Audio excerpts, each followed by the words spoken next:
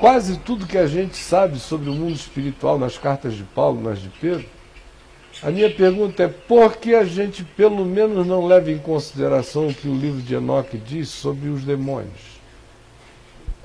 Porque no livro de Enoque, os espíritos imundos, e assim são designados, realmente tem um solzinho assim glorioso chegando aqui para fazer uma transfiguração na minha face, né?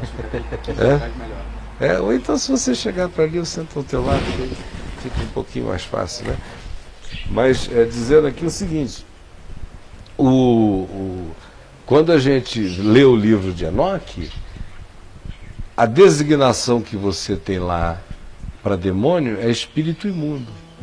Diz: os espíritos imundos que vagueiam sobre a terra e que possuem os homens. Possuem os homens. São aqueles que receberam como condenação de Deus o existirem nesse estado por terem se tornado os filhos dos vigilantes, dos Benai Elohim, dos anjos, com as mulheres em Gênesis 6. O livro de Enoque diz, que os demônios que possuem os homens na terra são os nefilins, que quando morreram receberam como condenação divina tornarem-se nuvens de personalidade sobre a terra, possuindo os homens de coração perverso ou oportunizando-se nos frágeis. Agora, é óbvio que essa noção vem lá do livro de Enoque, que é um livro aproveitadíssimo nas coisas boas do Novo Testamento. Existe a noção semelhante nas cartas de Pedro e de Judas. Judas não fala daqueles anjos lá de Gênesis 6, dos anjos de Gênesis 6 é que ele está falando, do tempo do dilúvio. Judas e Pedro estão falando, não dá para negar que ele está falando do episódio diluviano. Ele diz que aqueles anjos que não guardaram o seu limite, não guardaram a sua fronteira, não se restringiram aos domínios de sua própria habitação. Antes, pelo contrário, romperam a fronteira indo após outra carne, indo após outra natureza, querendo gerar filhos com as mulheres belas, gerar uma hibridização, não é? É uma invasão alienígena na natureza humana, o que eles fizeram. Pedro e Judas dizem que eles ficaram guardados em grilhões eternos, os que fizeram isto, esperando o dia do juízo. Está escrito lá, para quem lê português, sem medo de crer no que está lendo. O que impede a gente de admitir o óbvio é a teologia, são as doutrinas das igrejas, porque o texto é claro igual um gibi. Então o que o texto está dizendo é isso, que eles aguardam esse dia, acorrentados. O Apocalipse também não tem nenhum problema em dizer que tem seres que estão acorrentados que de repente são desacorrentados para um determinado dia e hora, para cumprirem determinados papéis. Então acontece entre o céu e a terra muito mais do que a nossa vaníssima teologia supõe conceber. Cai, essa questão toda de Enoque, não existe ali nenhuma influência de um maniqueísmo ainda, né? Não. Ele tem a clara convicção de que, ainda que existam tais forças e poderes, todas estão subjugadas à soberania e os atos de Deus. Como no Novo propósito, como no Novo Testamento. No Novo Testamento, sim, o maniqueísmo não aparece. Porque o maniqueísmo é uma construção que põe Deus em perigos ante a força do diabo. Ela é uma teologia, né, posterior, uma teologia maniqueísta. Mas o Novo Testamento simplifica tudo. No Novo Testamento todo mundo é servo. Não é como era no Velho, outra vez. Não é no cristianismo. Na teologia cristã, é que o diabo ganha outro contorno, ele se torna um adversário tremendo de Deus. Mas nem no Apocalipse. No Apocalipse, o diabo é sempre adversário do homem. Deus não tem adversários. Quem tem é o homem. Satanás é Satanás do homem. Não é Satanás de Deus. Deus não conhece nenhum Satanás. Quem conhece Satanás é o homem. Então esses demônios que ficam restritos a ter esse desenvolvimento pequeno no homem, então é uma ordem, é como se fosse uma ordem que essa casta vai ser... Eu acho que existem tantas coisas que elas não são essenciais, nós não estamos discutindo essencialidades. O que é essencial está revelado. O que é essencial? É Deus. O que é essencial nisso tudo, nesse tema? Essencial nesse tema é saber que, seja qual for a manifestação, o Senhor Jesus liberta.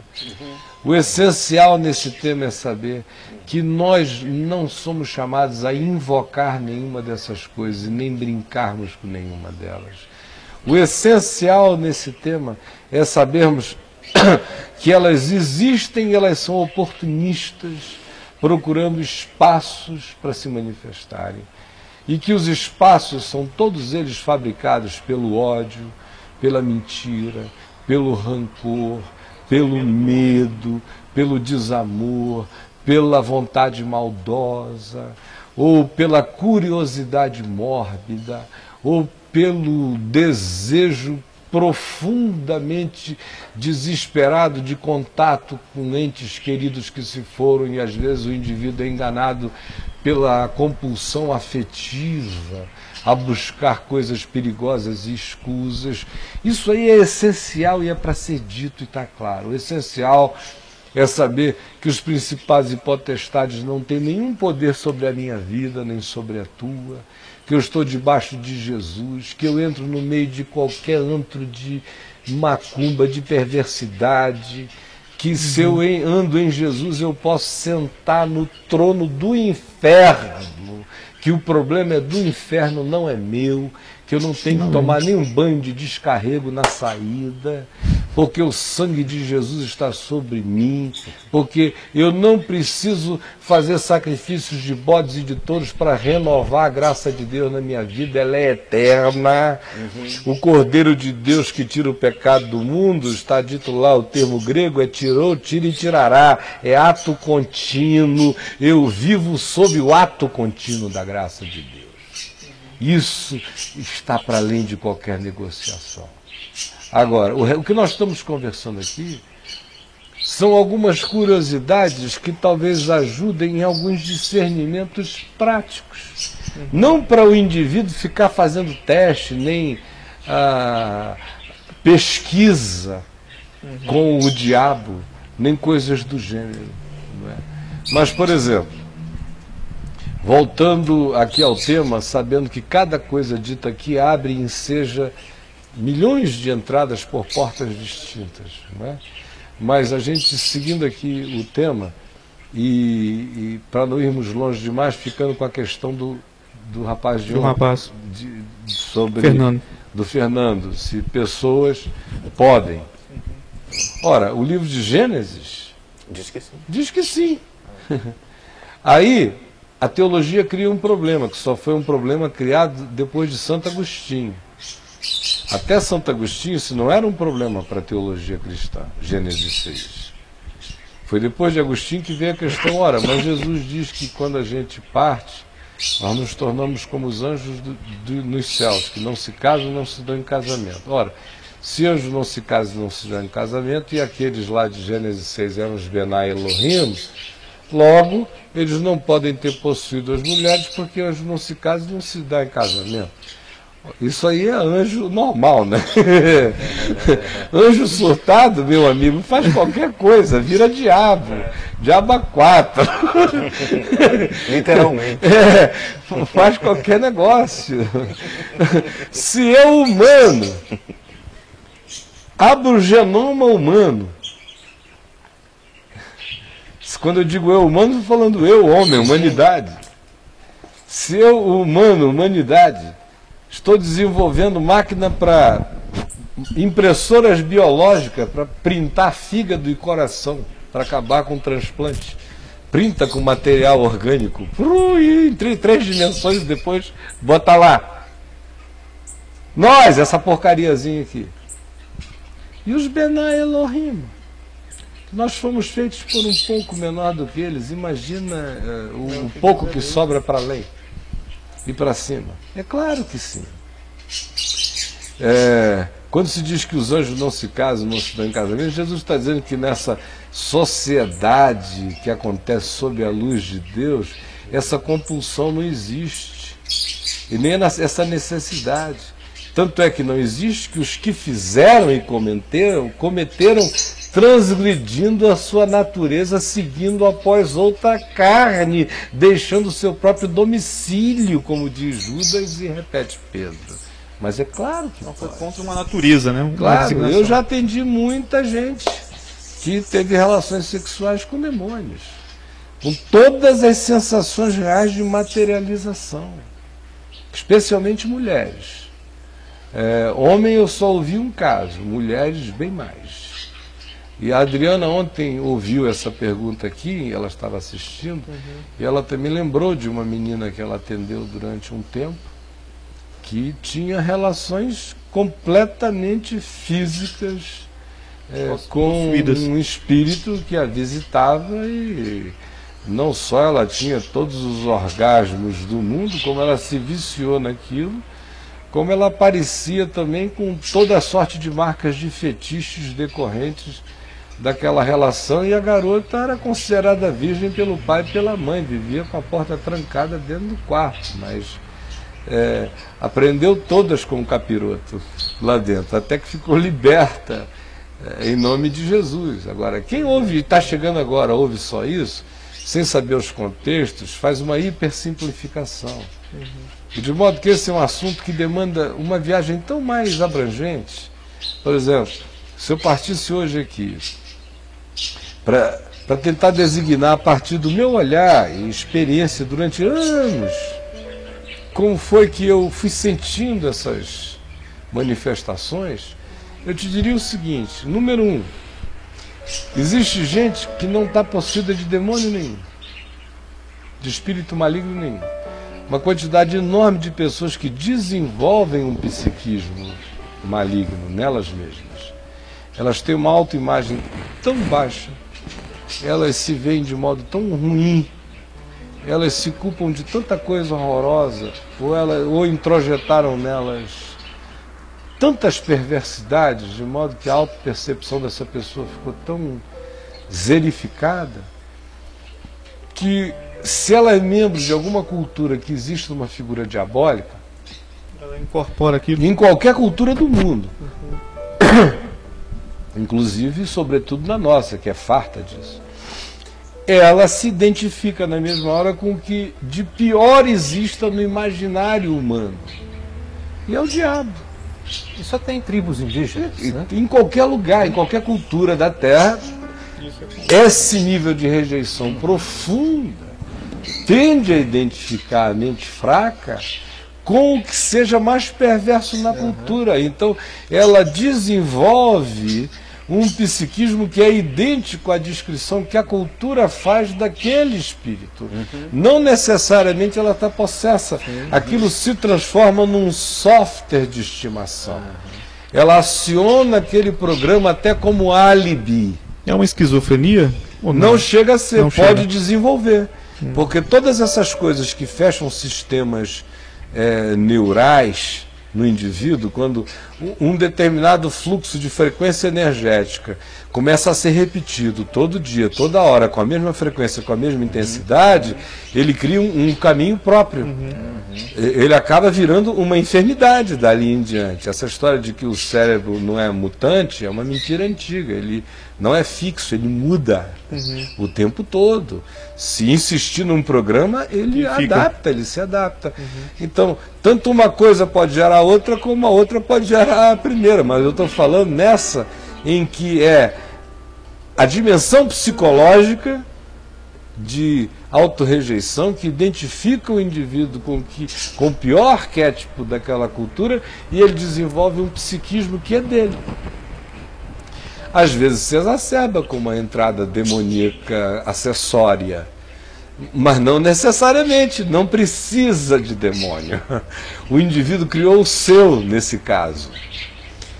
Outros níveis em que você observa essa coisa aí é quando você vê aquele tipo de manifestação demoníaca extremamente identificada com animais, com animalidade.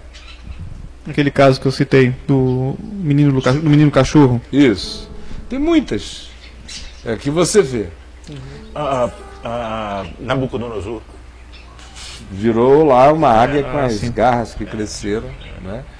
E aí a descrição de que foi uma loucura, né? Mas Então, seria... tanto faz, né? Então você vê a animalidade. Eu também acredito que existe uma quantidade enorme de pessoas que, pela mesma razão de fragilização mental, acabam se identificando com uma outra coisa baixa na escala de identificação, que é o animal. Mas não necessariamente ainda você tem que estar lidando com um caso de possessão demoníaca. Às vezes o cara esteja latindo, também, urrando, miando. mas às vezes a identificação. Isso tudo relacionado com a falta da estima, né? Da percepção da identidade própria, né? Ou de medo, ou de culpa, ou de qualquer Exato, outra culpa, mazela ali Aquele caso instaurada. que você contou daquela moça que começou a brotar letras em alto relevo na pele dela. Lá em Manaus, inteiro. que ela virou um alfabeto, né? E um problema enorme de autoimagem baixa numa família de pessoas extremamente inteligentes e cultas, não sei o que, ela era inferior. Ela a somatizou. todas. De repente ela somatizou, aparecia A, B, C, deu abecedário, aparecia na cara dela, no rosto, nas pernas, no peito, em tudo que é lugar, não é? Eu podia expulsar demônio ali para sempre, porque ela não ia ficar liberta, era uma boa conversa, ia ajudando o coraçãozinho dela a crescer em compreensão para ela sair daquilo. A falta de tato, eu como estudante de psicologia, entro muito em debate com os professores sobre todo tipo de assunto que possa ter vínculo com a parte da Bíblia, assim. Eu quero saber o que eles acham, como que eles classificam, e todo dia eu estou entrando num debate lá a respeito de algum assunto. E eu fui entrar ontem à noite a respeito do assunto possessão com um amigo meu professor. E ele começou a classificar de tudo que é nome possível, né? A alucinação, a pessoa se droga sem ninguém saber, ou então tá um surto não sei o que, o surto não sei o que lá. E eles chamam de tudo, né? Para não entrar nessa. Ainda mais porque ele é ateu, né? Não acredita em nada mesmo. E outra coisa que eu estava lembrando foi daquele outro caso que você contou também, de uma moça que fizeram uma fila de pastores, acho que foi em Niterói, se eu não me engano, e no final a moça só estava carente, precisando de...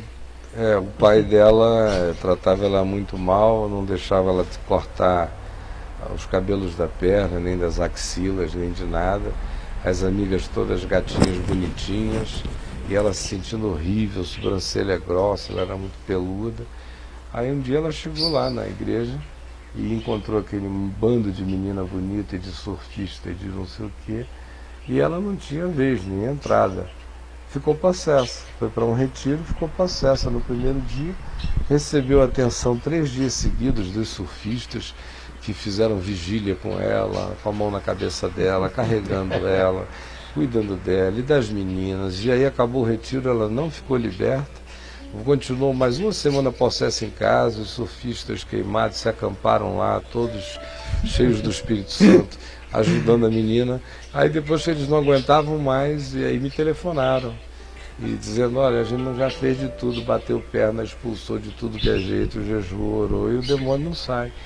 Aí quando eu cheguei lá, que eu olhei, vi aquele bando de menino bonito, aquelas garotas bonitas na sala, 15 pessoas mobilizadas de dia e de noite para ela lá, nunca teve tanta atenção na vida.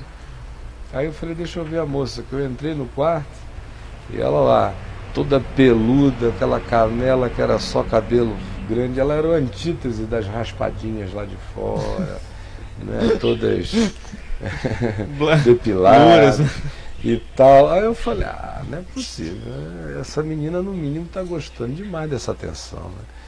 Aí eu mandei todo mundo sair do quarto, fechei a porta e fui lá, e já tinham me dito o nome dela, eu falei, fulana, aqui não tem a fulana, só tem não sei quem e tal, mas já é aquela forçação, você já vê que é uma mulher tentando falar com voz de homem, né? Quando o bicho pega, meu amigo, teu professor ia sair correndo. Então, na carreira, não é brincadeira. Não, explicação, não é nem doidinho de hospício, também isso é brincadeira. Doido de hospício é tipo de letra. Então, aí, fulana, para com isso, fulano, olha só, eu sei que você está aí. Não tá, quem tá aqui, eu não sei quem. Eu digo, fulano, eu conheço isso. Eu sei quem é quem aí, fulano. É você que tá aí, escuta. Eu sei que você está gostando muito de receber 10 dias de carinho, de atenção, de toque, disso tudo. Você gostaria muito de se sentir bonita como as meninas ali fora e ser tocada pelos garotos de outro modo. Você não precisa disso, você pode sair daqui, raspar suas perninhas, fazer suas axilas, cuidar do seu cabelo, vai ficar uma gatinha, vai encontrar todo mundo numa boa e vamos acabar com essa história agora. Abre os olhos e olha para mim. Aí ela olhou assim para mim, as lágrimas começaram a rolar aqui. Aí ela falou, como foi que o senhor descobriu? Essa caça só sai com gilete, hein? Essa foi muito boa. Então você vê vários tipos de identificação.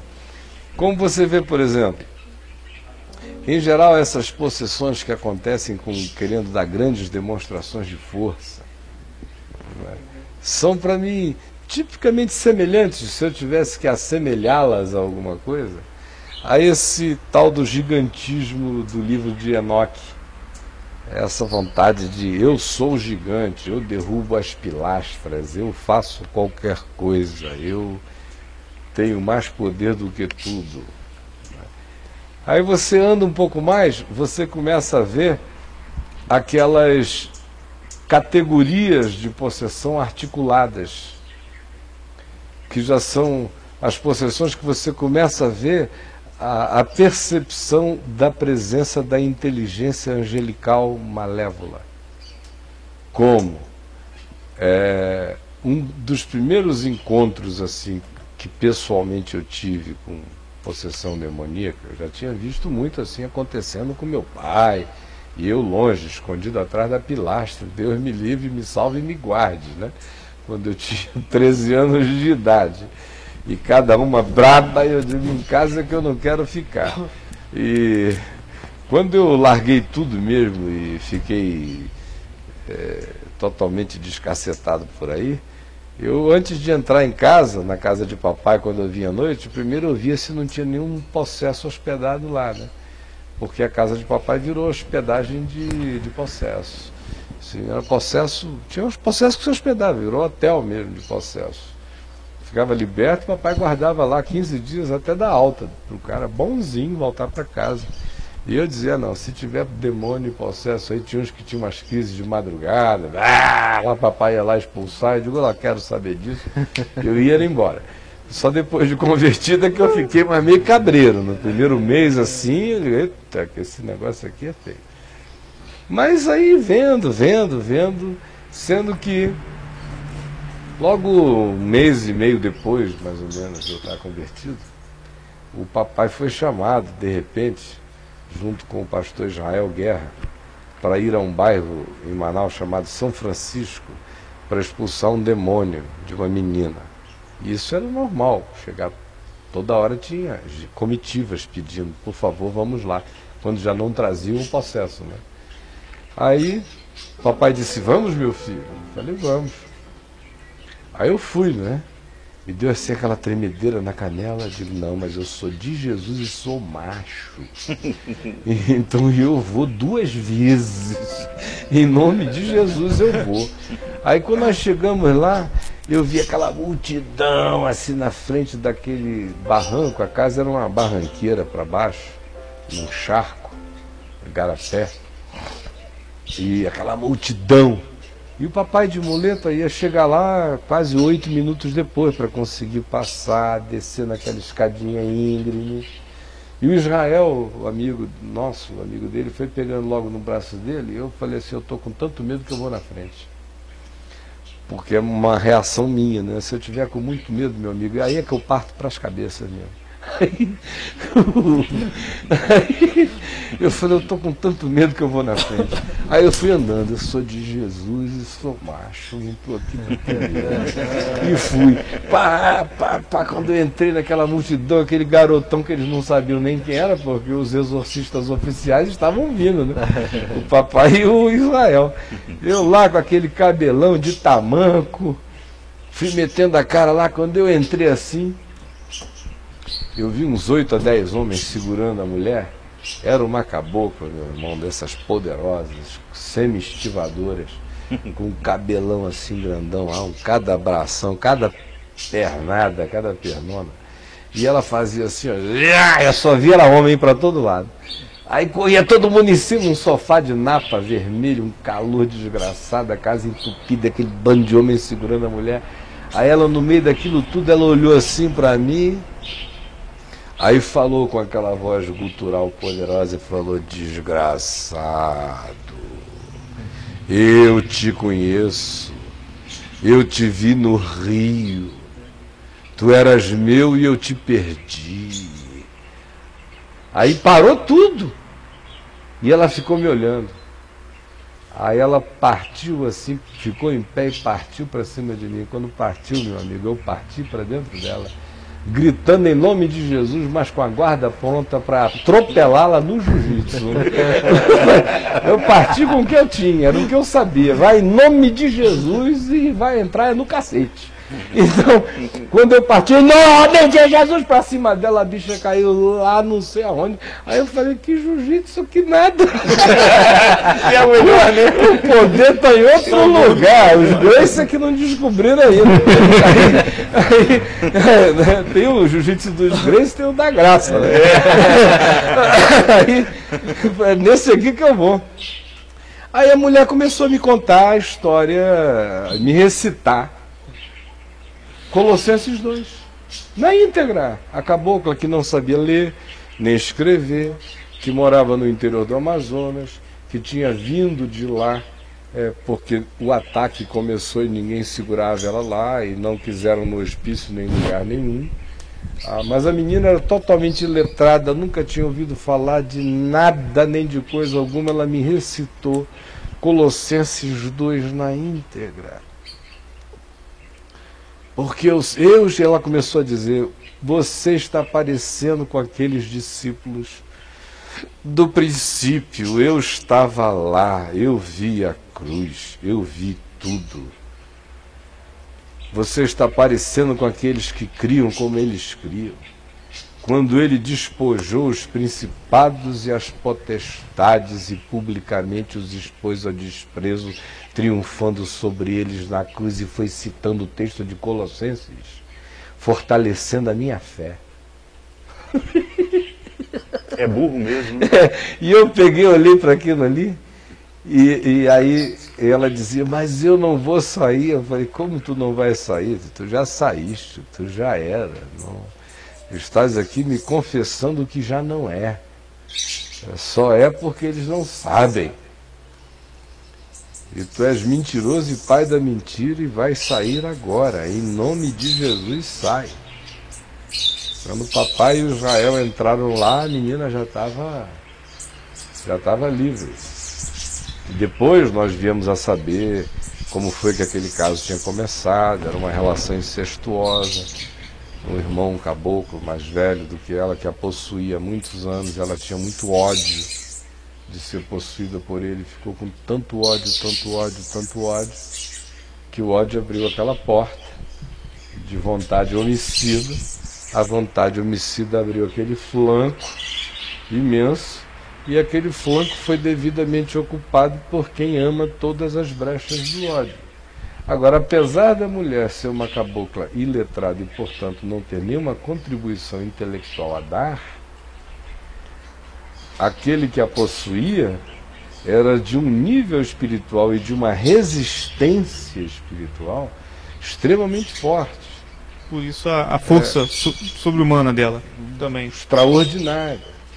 Aí eu poderia sair aqui descrevendo, isso pode ficar para amanhã, para outra hora, porque são tantos níveis que você vai percebendo de sutilezas dessas manifestações. Agora, Caio, Até você chegar à mais elevada de todas. nesse papo todo, um dos fatos é que tem uma profunda relação com o aspecto emocional, né? Claro, sempre. Sempre, sempre. Sempre. É aquilo que Paulo diz em Efésios, no capítulo 4, quando ele diz: irai-vos e não pequeis, Não deis ira ao- não se põe o sol sobre a vossa ira, Não deis nem lugar ao deis diabo. lugar ao diabo. Não é? Então, eu não sei se isso poderia ser um tema para uma próxima, né? Mas você falou que dentro dos elementos essenciais que a gente falou, um deles é o fato de que a abertura, né, do homem para essas coisas. O Jack falou a questão emocional, o ódio e o tal.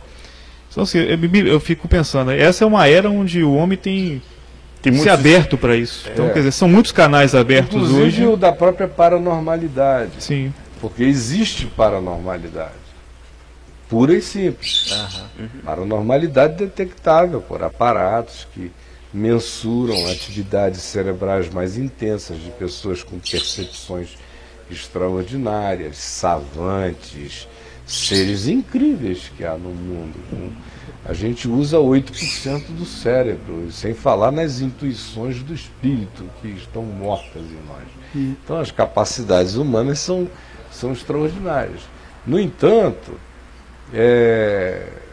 o que você tinha dito mesmo, né? Eu falo, como você disse, que uma das coisas essenciais hoje é que E o era isso homem que eu ia dizer, está abrindo isso, da né? paranormalidade, porque muitas vezes o reconhecimento da existência do fenômeno paranormal, que é real, que a gente vê, por exemplo, em igrejas evangélicas, 95% das profetisas que eu conheço, que não sejam fajutas, que talvez já é a maioria, mas das que não sejam fajutas, a grande maioria são apenas paranormais, são pessoas com capacidade de ler a mente, de saber o que você fez de manhã.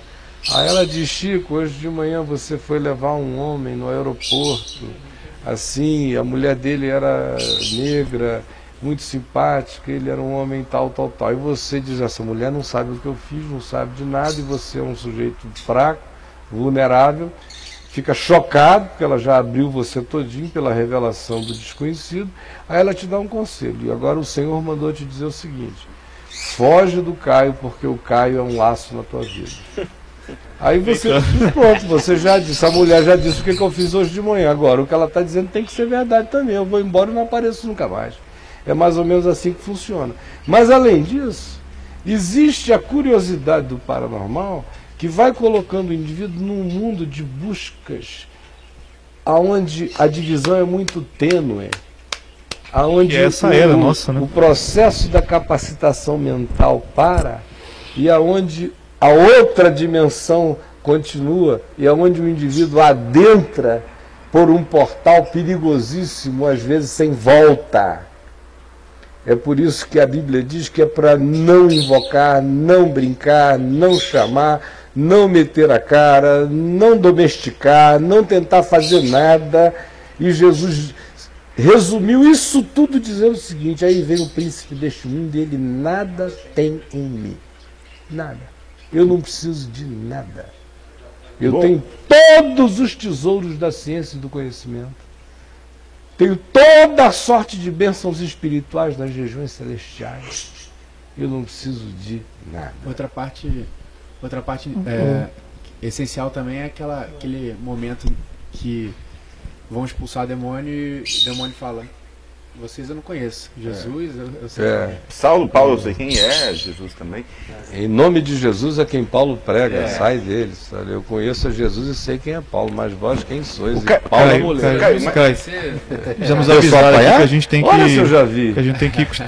Eu já vi, mas aí a gente pode contar amanhã, mas eu já vi. Uma vez eu fui expulsar um demônio de uma senhora, minha amiga querida, está firmona na fé no Senhor Jesus há 35 anos, Dona Terezinha, lá em Manaus. E eu estou falando isso porque ela fala disso com naturalidade. Mas quando eu cheguei lá, tinha um pai de santo e um monte de homens, acho que uns 8 ou 10, segurando a mulher. Ela jogava todo mundo para todo lado. E quando eu ia entrando, ela conseguiu acertar um chute estilo Leoto Matida, assim de karatê, meio de lado. Aqui, meu amigo, nas regiões baixas do pai de santo, que o bichinho fez assim, ó. Ele fez assim, eu vi aquele homem passando de 90 graus pela porta, eu ia entrando e ele assim... Mas ele fala, eu digo, meu Deus, eu estou entrando aí, ele já está saindo assim, todo vergado. Aí era homem saindo pela janela, correndo para todos os lados, mas aí essa é uma história longa. Eu acabei ficando 3 dias sentado em cima dessa senhora, eu só fui em casa tomar banho e voltar. Em 3 dias, eu nunca encontrei uma casta espiritual mais resistente, mais renitente do que aquela que estava nela.